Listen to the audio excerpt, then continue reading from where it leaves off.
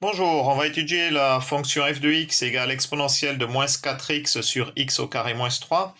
Alors c'est une étude de fonction intéressante puisqu'elle va permettre un petit rappel sur la dérivée d'exponentielle, la dérivée d'un quotient, on va parler aussi de discriminant, et donc l'intervalle de définition de la fonction. Et aussi et surtout, l'intérêt aussi de cette vidéo, c'est de voir les limites de la méthode graphique, de l'étude graphique à partir de la calculatrice notamment. Donc, commençons. Donc, quand on voit ce type de fonction, on voit de suite que le dénominateur doit être... il y a un dénominateur là, donc il doit être différent de 0. Du coup, x au carré moins 3 doit être différent de 0. Donc ça c'est équivalent à x au carré différent de 3. Et donc c'est équivalent à x différent de... Voilà, j'ai retrouvé ma règle, puisque moi j'aime bien travailler toujours avec une règle. X différent de 3 ou x différent de moins racine carrée de 3. Donc ça sera deux valeurs qu'il faudra exclure dans l'étude de la fonction. Je vous rappelle que quand on étudie une fonction, donc c'est de voir un peu les variations de cette fonction. Donc on va étudier la dérivée de cette fonction. Oui, donc du coup, l'ensemble de définition de la fonction, c'est tous les réels moins les valeurs moins racine carrée de 3 et racine carrée de 3. Alors, comme je disais, on va étudier maintenant la dérivée. Pourquoi? Parce que si la dérivée de la fonction, donc f' de x, est positive, ça veut dire que la fonction est croissante.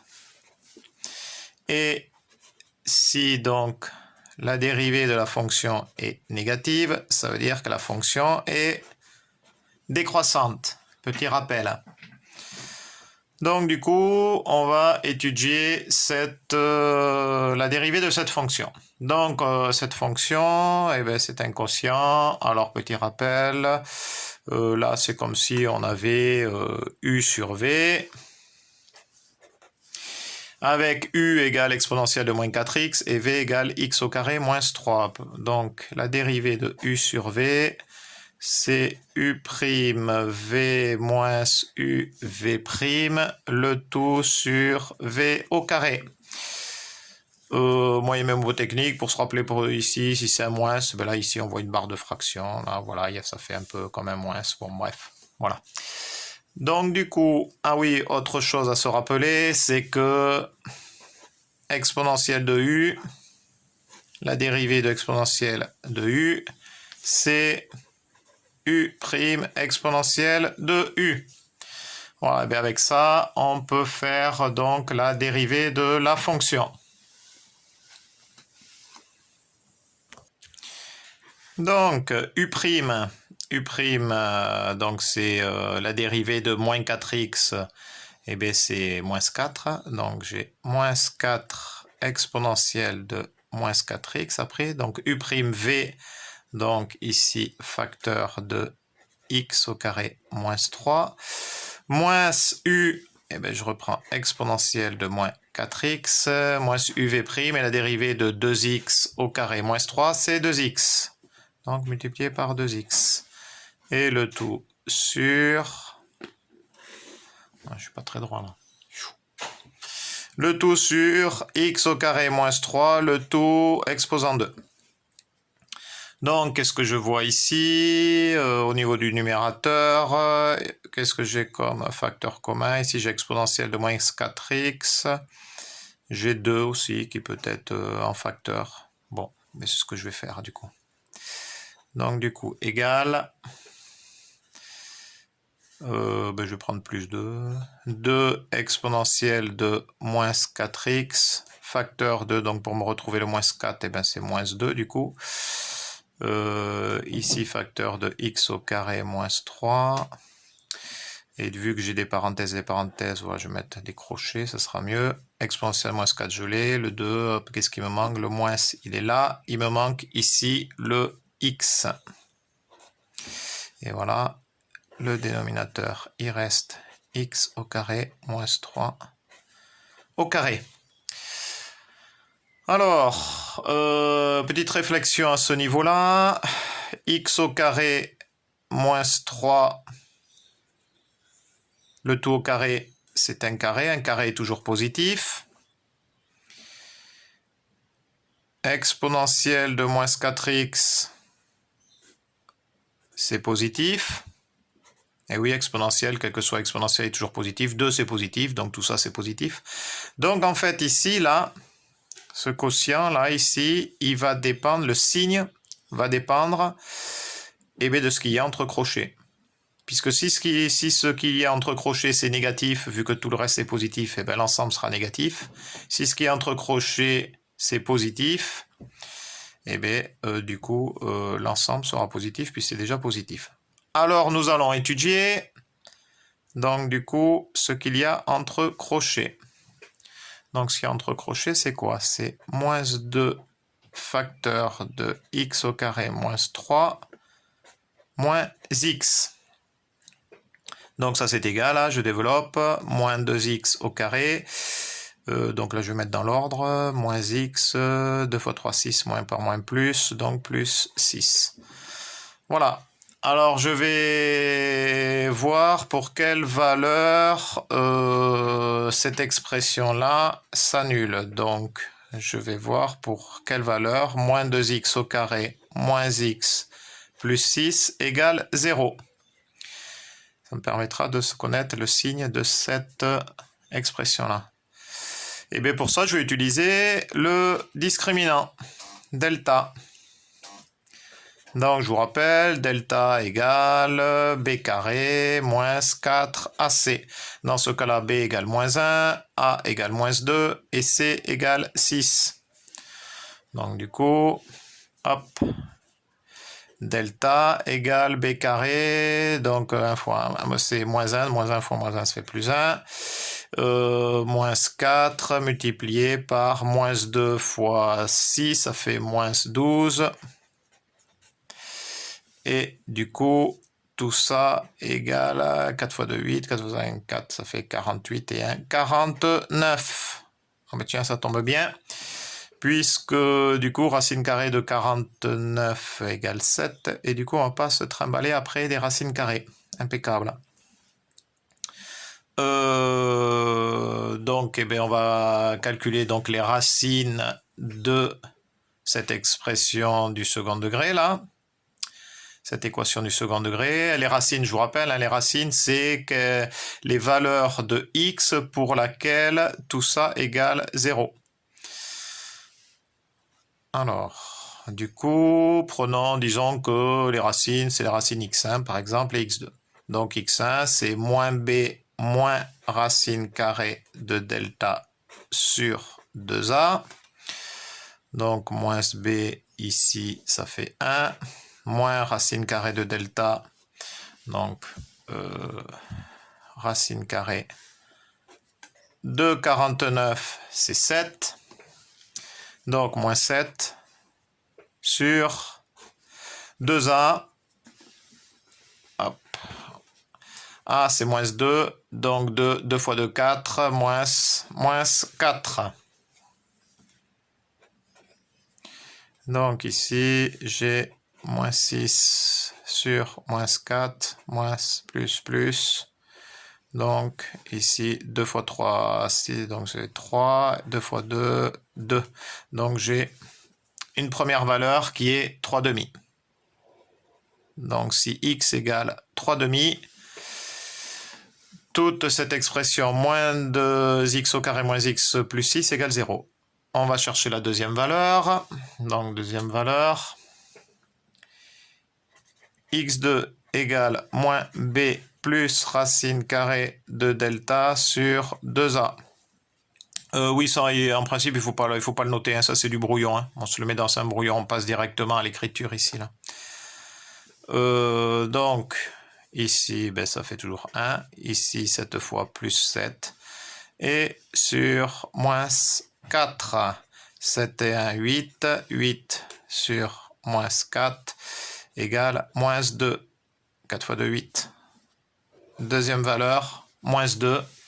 Donc, moins 2 est aussi une valeur pour laquelle cette expression-là est égale à 0. On aurait pu d'ailleurs essayer de trouver une racine évidente, éventuellement moins 2, et après faire x plus 2 en facteur, facteur de ax plus b, on aurait trouvé les coefficients de a et de b comme dans la vidéo précédente. Mais là, d'un autre côté, ça permettait de faire la petite révision sur le discriminant pour arriver à trouver ces deux valeurs pour laquelle la fonction, enfin pour laquelle ça s'annule. Donc oui, petit rappel, là, admettons que j'ai la fonction g de x, enfin, je dis que moins 2x au carré moins x plus 6, c'est la fonction g de x. Voilà. Donc là, ici, on a une équation du second degré. Je vous rappelle que les équations du second degré sont représentées par des paraboles. Ici, le coefficient devant le x au carré, il est négatif. Donc, s'il est négatif, moyen mémotechnique qu'on dit, mais ça reste entre nous. Quand c'est négatif, inférieur à 0, il n'est pas content. S'il n'est pas content, il est comme ça. Avec les yeux ici, il n'est pas content. Donc, qu'est-ce que ça veut dire? Ça veut dire que tout simplement, la parabole, elle est concave. Hop, vous allez voir pourquoi je vous dis ça. Donc, ça veut dire qu'elle ressemble à ça. Et si elle est ouais, voilà, et si elle est donc ici, c'est les valeurs pour lesquelles la fonction elle s'annule. Ici, j'ai bien mon x1 et x2. En fait, et c'est x2 ici et x1 puisque l'autre est x2 c'est moins 2. Et oui, donc du coup, la parabole elle serait pas tout à fait là, mais en tout cas, elle a cette forme là. Ben, si je veux bien la faire en fait, hein. Hop, voilà. Si je veux bien la faire, puisqu'elle s'annule en moins 2. Et ensuite, elle est en 3,5 ici. Donc, en fait, la parabole, elle aurait cette allure-là. Oula. Voilà. Ça y est pas. Donc, quoi qu'il en soit, tout ça pour vous dire que entre les racines, on est en positif. Tout ça, c'est positif. Ouais, au niveau de l'axe des ordonnées. Et en bas de l'axe des abscisses, ici, au niveau de l'axe donc des ordonnées, on est en négatif. Vous allez voir pourquoi je vous dis ça. Ben oui, parce qu'il va falloir faire un tableau de signes donc de g de x, là, de cette expression-là. Et donc, grâce à ça, on saura à quel niveau on a c'est positif ou négatif. Voilà. Donc voilà, petit rappel, on est en train d'étudier la fonction f de x égale exponentielle de moins 4x sur x au carré moins 3. On a trouvé sa dérivée. Donc on a vu ici que cette partie-là est positive, cette partie-là est positive, et que donc tout ça, le signe de tout ça dépendait donc de cette expression-là. Puisque je vous rappelle, un produit de facteurs est nul si... Ah oui, mais enfin, dépendait, donc ça n'a rien à voir ce que je dis.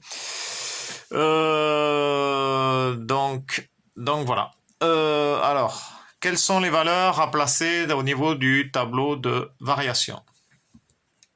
Donc, x varie de moins l'infini à plus l'infini. On a vu qu'on avait les valeurs moins racine carrée de 3, racine carrée de 3. Oui, pourquoi? Parce qu'en fait, c'est les valeurs interdites. Hein.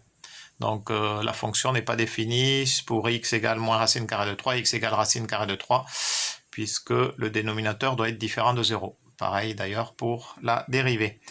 On a vu donc que cette expression-là, donc elle s'annulait pour x égale 3,5 et pour moins 2. Donc il faut que je place ces quatre valeurs dans le tableau de variation. Quelle est la plus petite? Donc racine carrée de 3, c'est environ 1,7 quelque chose. Donc là j'ai moins 1,7, là j'ai moins 2. Du coup je vais d'abord placer le moins 2. Ensuite je vais placer le moins racine carrée. Hop, racine carrée de 3. Ensuite, qu'est-ce que j'ai? Eh bien, là, j'ai 1,5 et ici, j'ai 1,7. Donc, du coup, je vais mettre 3 demi. Et ensuite, racine carrée de 3. Donc, les valeurs interdites. Je les enlève. Voilà. Oui, donc ce que je disais tout à l'heure, je suis un peu embrouillé, je disais un produit de facteurs est nul quand au moins l'un des facteurs est nul. C'est pour ça que, en fait, ici, on a trouvé où s'annuler cette dérivée. Elle s'annule en 3 demi et moins 2. Donc 3 demi et moins 2. Hop. Hop. Juste un petit rappel quand même, exponentielle de moins 4x ne peut pas être égal à 0. Hein. Petit rappel de la fonction exponentielle. Donc la fonction exponentielle, elle a cette allure-là. Elle se rapproche toujours, enfin, à moins l'infini, donc elle est de plus en plus proche de 0, mais elle ne sera jamais égale à 0. Donc c'est pour ça qu'en fait, cette expression-là, elle dépendait, pour connaître, donc si cette expression, si f' de x était égal à 0, et bien en fait ça dépendait de ce qu'il y a ici. Là. Voilà. Alors, maintenant les signes. Donc on a vu tout à l'heure, je vous ai montré comment faire pour voir au niveau des signes, puisque vous savez de toute façon, alors soit vous apprenez par cœur que en fait entre les racines, c'est l'inverse du coefficient qu'il y a ici au niveau de x au carré, donc du coup c'est plus. Moi je trouve c'est un peu idiot de l'apprendre comme ça par cœur, puisque c'est bien de le comprendre comme on a vu tout à l'heure là, quand je vous ai montré que en fait la parabole avait cette allure-là. Et donc ici, c'était positif. Ici, c'est négatif. Donc on voit bien que entre les racines, on est positif. Voilà. Et ensuite, donc du coup, on est négatif. Sinon, ce que vous pouvez faire aussi, c'est prendre une valeur entre les racines. Par exemple, là j'ai moins 2, là j'ai 3 demi. La valeur la plus simple, c'est je prends 0. Donc ici, si je remplace par 0, et ben, je me retrouve avec plus 6. Plus 6 est positif, donc j'ai bien mon plus. Ok. Voilà, mais là c'est quasiment fini. Donc du coup, au niveau de cet intervalle-là, ma fonction est décroissante. Après, elle est croissante. Ici, elle est croissante. Ici, elle est décroissante et ici elle est décroissante. Voilà, on peut après faire une petite étude rapide au niveau des infinis, donc à moins l'infini et à plus l'infini. Donc très rapidement ici on est à moins l'infini, donc moins l'infini, moins par moins ça fait plus l'infini, donc ici exponentielle à plus l'infini, exponentielle et infiniment grand, petit rappel, voilà. Et on sait que exponentielle l'emporte sur x, donc on n'est pas dans une forme indéterminée puisqu'on sait qu'exponentielle est plus fort au niveau de l'infini. Donc du coup là on est à plus l'infini. Au niveau de plus l'infini ici, quand x tend vers plus l'infini. Oui, donc pour bien parler, quand x tend vers moins l'infini, la fonction tend vers plus l'infini. Voilà. Maintenant, quand x tend vers plus l'infini, donc quand x tend vers plus l'infini, donc moins, là ça fait comme si c'était exponentielle qui tendait vers moins l'infini, donc là ça tend vers 0, ici il tend vers plus l'infini, donc 0 divisé par un nombre qui tend de plus en plus vers l'infini, ben, ça tend encore beaucoup plus vers l'infini. Donc du coup, quand x tend vers plus l'infini, toute la fonction tend vers 0. Voilà. Ça c'est intéressant, après vous allez voir pourquoi. Donc au niveau de f de moins 2.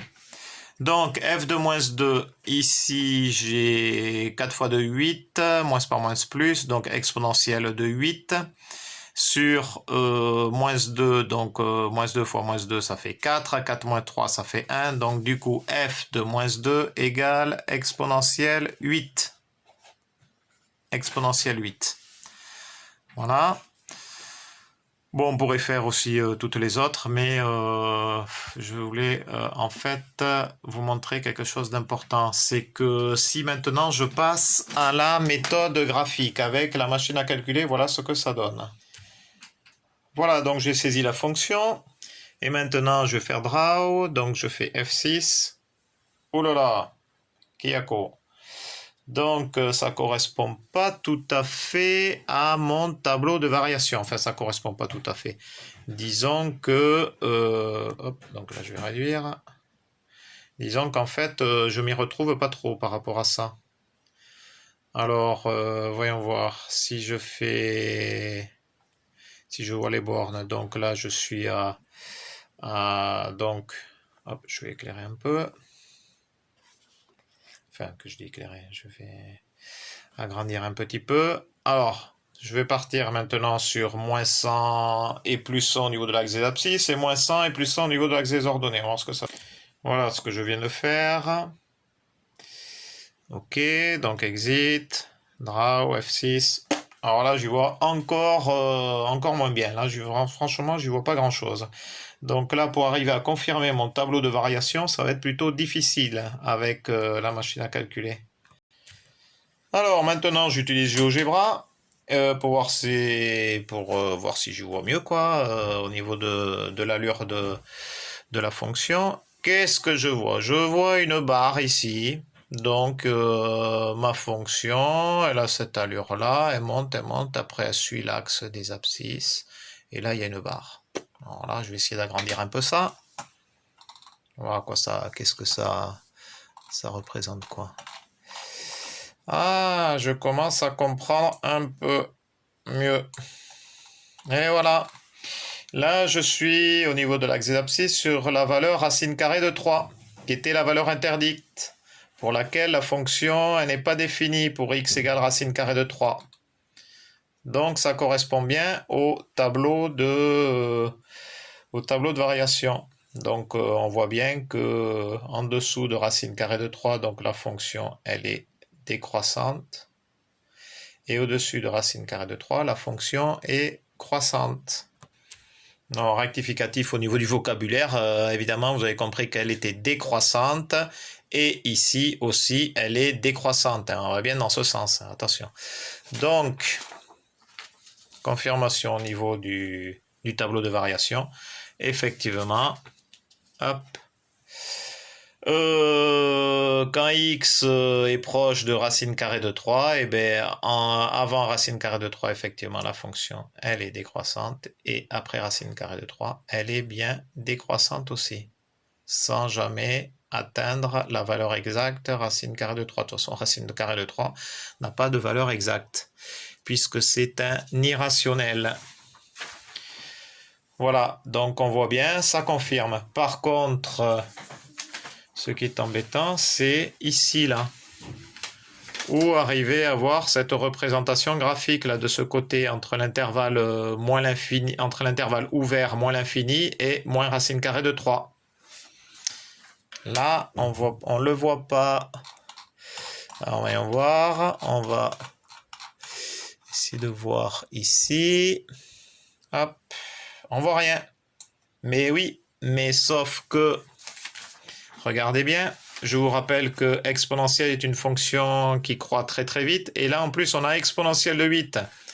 Combien ça fait exponentielle de 8? Eh bien, on va prendre sa machine à calculer. Regardez combien vaut exponentielle de 8. Exponentielle de 8 vaut 2981 environ. Donc, ça veut dire que quand x égale moins 2, f de moins 2 égale environ 2980. Donc, vous voyez que ici, pour x égale moins 2, il faut arriver ici à trouver 2980. Et là, on n'y est pas encore. Hein, donc, voilà. Mais là, ce qu'on va faire, je vais prendre là, et on va réduire, hop, jusqu'à 2980, hop. Et voilà, on la voit apparaître. Donc ici, pour qu'on y voit un peu mieux aussi, je vais augmenter. Voilà. Voilà, on la voit. Donc en x égale moins 2, on a exponentielle de 8, qui est environ égal à 2980. Donc tout ça pour vous dire que avoir une confirmation par la méthode graphique, c'est très bien, on peut l'avoir. Mais parfois, attention, certaines fonctions, eh ben, c'est pas évident, elles n'apparaissent pas directement au niveau donc de l'écran, de la calculatrice ou de GeoGebra. Il faut chercher un petit peu. Voilà. Eh bien, merci d'avoir suivi cette vidéo un peu longue en espérant qu'elle vous a un petit peu aidé. Et puis voilà. Bonne continuation. Allez, chat.